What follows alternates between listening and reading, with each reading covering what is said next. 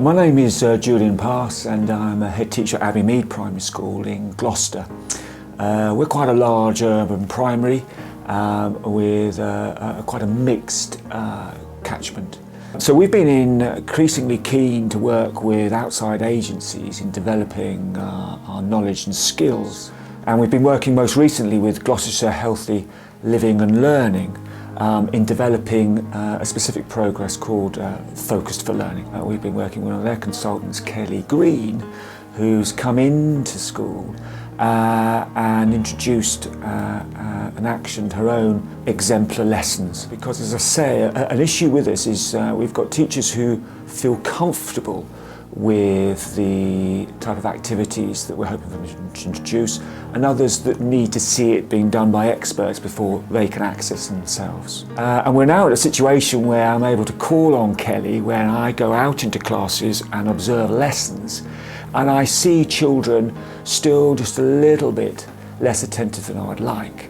And so it's quite nice I'm able to bring her in and work with teachers who, alongside myself, identify a certain need. That's been really, really helpful. There have been issues at home as well. We deal, of course, like any school, with children who go back to perhaps difficult family environments. And we've had some fabulous feedback from the children about how mindfulness and focus for learning has actually helped them deal with difficult situations in the home. Arguments, debates, either between themselves and their parents or observing the parents themselves. I think the most persuasive evidence has been just the children's own anecdotal discussion with us, which has been hugely persuasive. I think any school thinking of getting into the whole area of focus for learning and mindfulness will be doing themselves a huge favour to contact Gloucestershire Healthy Living and Learning. I think it's an exciting new area of development and education that will provide not only benefits educationally for our children, but also emotionally and socially. It will make our children better individuals, better team players, and better members of society in the future. We recently had training with Kelly Green from GHLL on mindfulness, and it was a really, really interesting session.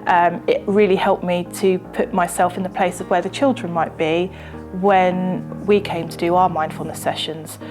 It helped me to think about myself actually and how I react to things, so that was really useful. We started off with the glitter bottles and the children were very, very engaged with that. They were very able to vocalise how they feel when they're in lessons and 101 things are going on around them, and they could link very clearly their thoughts to the glitter in the bottles.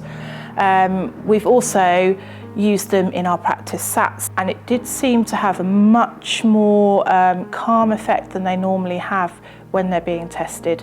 They were able to just shake their bottle, settle themselves down. It was absolutely brilliant. The whole atmosphere in the classroom was very quiet, and the children, something that I hadn't anticipated, have been much more quick to tell me in general lessons, more emotionally intelligent responses, so they're much more able to tell me how they are feeling, why they are feeling it, and they're beginning to link it to their bodily responses as well, which is really good.